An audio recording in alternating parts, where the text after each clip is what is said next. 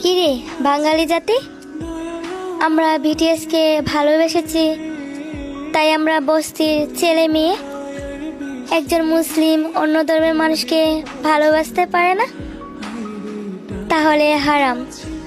এখন কি বলবে?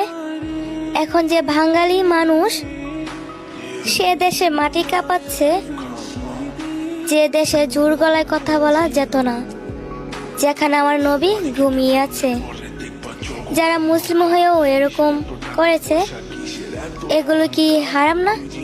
কি বলবো, ওরা অন্য ধর্মের হয়েও আমাদের ধর্মকে অনেক রেসপেক্ট করে, আর আমরা মুসলিম হয়েও নিজের ধর্মকে সম্মান দিতে পারি না।